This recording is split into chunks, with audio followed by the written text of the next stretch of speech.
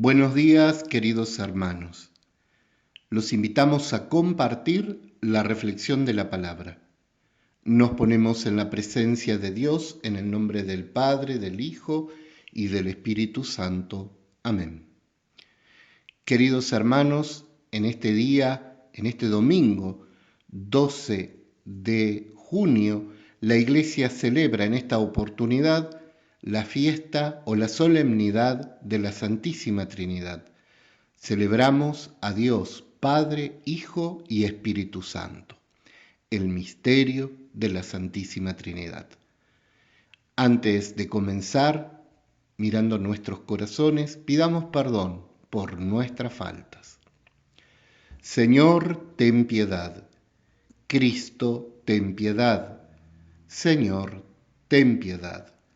Dios Padre Todopoderoso, tenga misericordia de nosotros, perdone nuestros pecados y nos lleve un día a la vida eterna.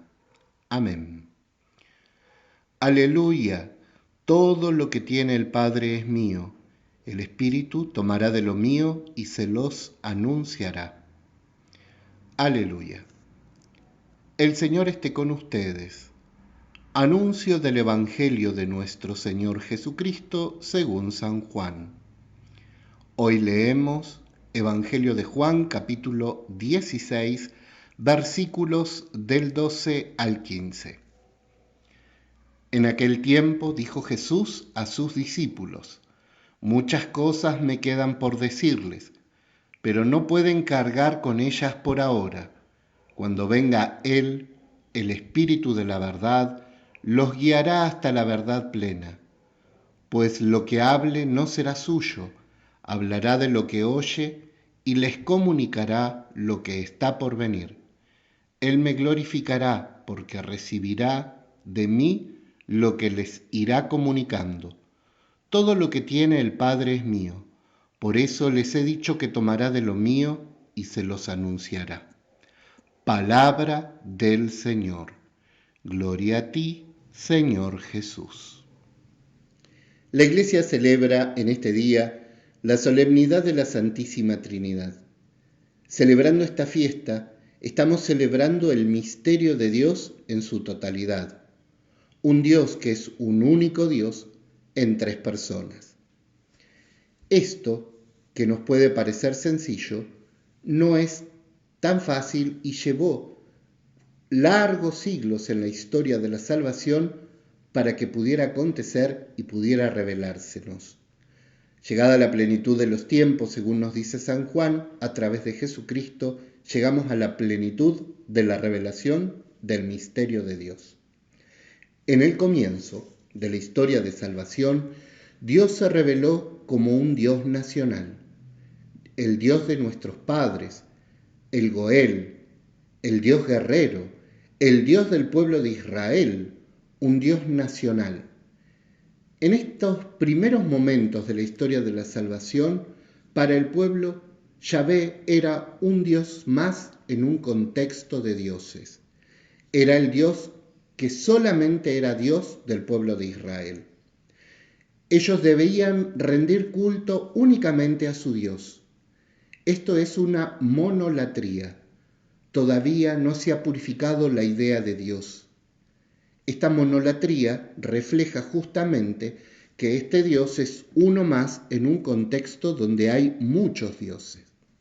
Debieron pasar varios siglos, muchos siglos, para que el pueblo pudiera ir perfeccionando, pudiera ir comprendiendo con mayor hondura el misterio de Dios. Pasado el siglo VIII, el libro de Isaías, en el capítulo 45, versículo 5, nos comenta un dato sin precedentes en la evolución de la concepción de Dios.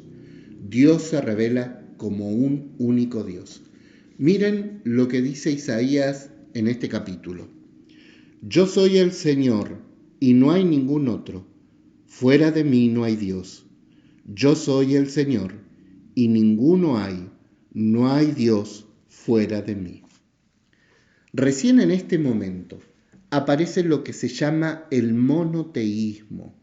Dios es uno solo, soberano de todo lo creado.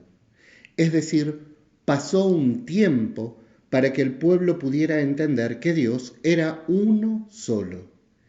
Y esto es una cosmovisión religiosa sin precedentes hasta ese entonces, único.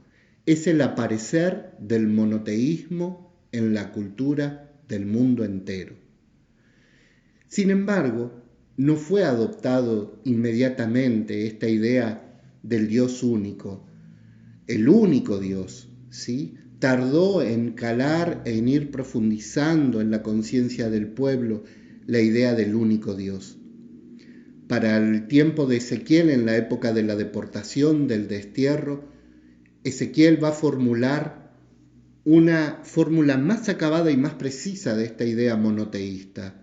Dios es inclusive el Dios de nuestros enemigos, el Dios de aquellos que hoy nos hacen sufrir, es el Dios de todo lo creado. Esta concepción más acabada del monoteísmo termina de cerrar y hacerle entender al pueblo que Dios no es solamente el Dios de ese pueblo, sino es Dios de todo lo creado, e incluso de aquellos pueblos que no lo conocen y no lo aceptan como Dios. Deberá ser necesario que pasen varios siglos para que, llegada la plenitud de los tiempos, Jesucristo nos revele el misterio de Dios en su plenitud. Este Jesús que se presenta como el Hijo de Dios y que nos revela la tercera persona divina de la Santísima Trinidad. Este Jesús que nos habla de que será necesario que Él parta para que otro Paráclito venga y para que nos introduzca en la verdad completa. Jesús es el primer Paráclito, es Dios, Hijo de Dios, como lo dice el Evangelio de Juan en el capítulo 1, versículo del 1 al 3. En el principio existía la palabra era Dios, la palabra estaba frente a Dios, de modo que todo fue creado por medio de ella. Y versículos posteriores, en el versículo 14 dice, y la palabra se hizo carne y habitó entre nosotros, haciendo referencia a la encarnación del Hijo de Dios en la persona de Jesucristo. Jesús es Hijo de Dios, es el Logo eterno encarnado. Por eso es Él el que nos tenía que enseñar el misterio de Dios. El Hijo de Dios vino para enseñarnos que Dios es Trinidad.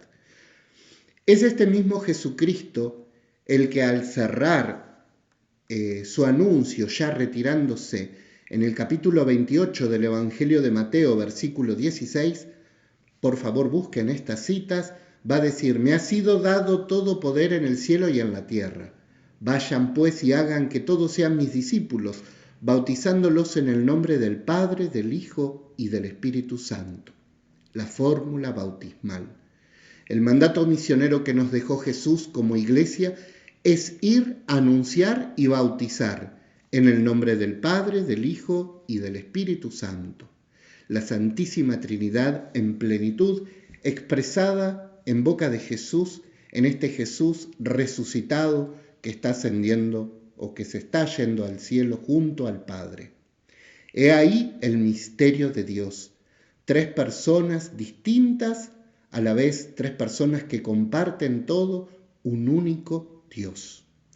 ¿Cuáles son las notas comunes de estas tres personas? ¿Qué podemos decir de Dios Padre? Lo primero que decimos de Dios Padre es que es creador.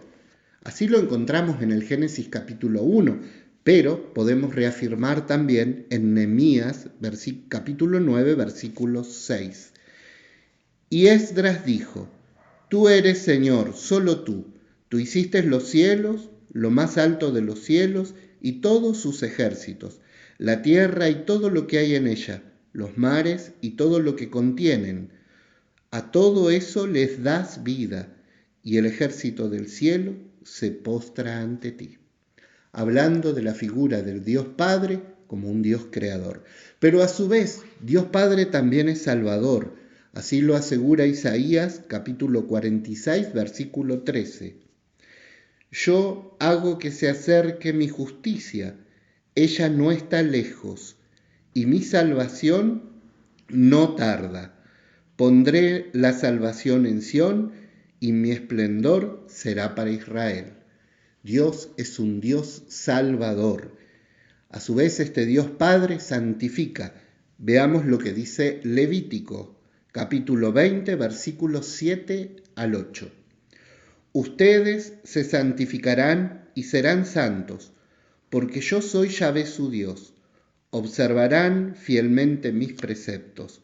Yo soy el Señor, que los santifico. Ahora, esto lo decíamos en torno o en relación a la figura del Padre, pero veamos qué nos dice la palabra sobre la persona de Jesús. Del Hijo dice, el Hijo es creador, Colosenses 1:15. Jesucristo es imagen del Dios invisible, el primogénito de toda la creación, porque en Él fueron creadas todas las cosas, tanto en el cielo como en la tierra, los seres visibles como los invisibles, tronos, dominaciones, principados, potestades, todo fue creado por medio de Él y para Él. De modo que todo fue creado por Jesucristo, la palabra eterna del Dios, de la vida, de nuestro Dios. Veamos en relación a por qué Jesucristo también es Salvador. Así lo asegura 1 de Timoteo 1, versículo 15. Es doctrina cierta y digna de fe que Jesucristo vino al mundo para salvar a los pecadores, y yo soy el peor de ellos. Esto lo asevera Pablo en esa carta a Timoteo, diciéndole que Jesucristo es Salvador. Finalmente, Jesucristo también es santificador. Así lo asegura Hebreos capítulo 10, versículo 10. Y en virtud de esta voluntad quedamos santificados por la oblación del cuerpo de Jesucristo, hecha de una vez para siempre. Vemos las mismas notas de Dios Padre en Jesucristo. Ahora, ¿qué podemos decir del Espíritu Santo? Veamos qué nos dice la Biblia. El Espíritu Santo es creador. Así lo asegura el Salmo 104, versículo 30. Si envías tu Espíritu, creas y renuevas la superficie de la tierra.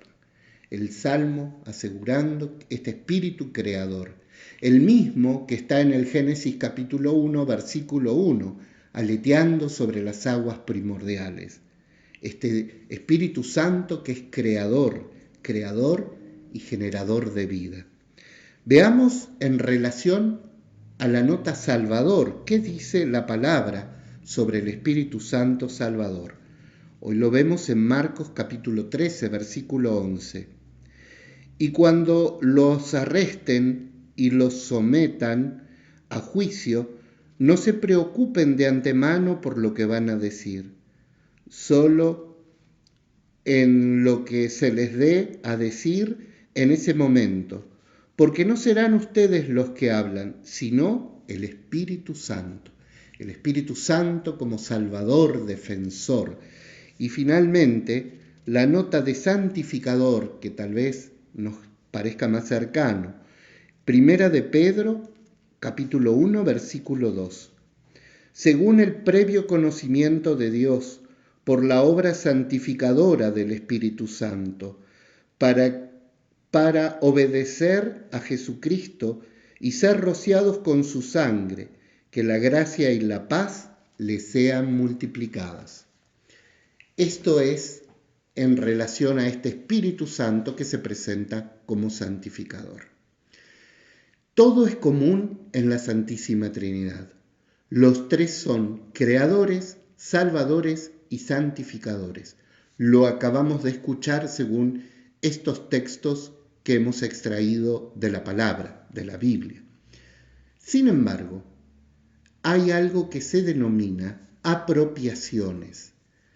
Es conveniente, dice la teología, apropiarle a cada una de esas personas que son de la Santísima Trinidad, una nota especial. Es apropiado decir del Padre que es creador, porque es el origen fontal de la divinidad. Es el creador, del cual, todo procede. Por eso es apropiado hablar del Padre como Padre creador. También por la misión especialísima que llevó a cabo el Hijo, la palabra eterna, encarnada en la persona de Jesucristo, que es Jesucristo, conviene, por la misión particular que Dios Padre le encomendó, decir que Jesús es Salvador. Y en relación a la misión que cumple el Espíritu Santo en el tiempo de la Iglesia y en la Iglesia, engendrando hijos para el reino, dándonos su gracia permanentemente, moviéndonos a reconocer a Dios como Dios, por la obra que realiza el Espíritu en la Iglesia, es apropiado decir que el Espíritu Santo es santificador. Por lo tanto, es correcto también decir que Dios Padre es creador, el Hijo es salvador y el Espíritu Santo es santificador, como una nota característica más propia de cada una de estas tres personas. Si bien todo es común, como vimos al comienzo, conviene en función del orden en el cual aparece en la historia, Dios Padre como creador, apropiarle la idea de creador, la nota de creador, de la misión del Hijo, que es salvar a la humanidad, Salvador, y del Espíritu Santo que nos acompaña en la Iglesia, santificador. En la unidad del Espíritu Santo sabemos ahora que todo es común, pero que tienen un rasgo de personalidad a su vez, que son estas apropiaciones que los hacen personas distintas entre sí. Queridos hermanos, esta catequesis sobre el misterio de Dios, este Dios profundo, debía ser una catequesis con mucha acentuación bíblica. Esa fue mi intención. Espero que puedan buscar estas citas y seguir profundizando en el misterio de este Dios que es Trinidad. Este Dios que se revela amoroso para todos nosotros, que se revela como misericordia, que se revela como amor. Este Dios en el cual todavía tenemos que seguir profundizando, porque es más lo que desconocemos que lo que sabemos. Por eso la palabra de Dios no pasará jamás. Tengan todos un bendecido domingo, que la luz de Cristo los acompañe, que la santificación del Espíritu Santo los envuelva, para que todos caminemos de retorno al Padre, nuestra casa. La bendición de Dios, que es Padre, Hijo y Espíritu Santo. Amén.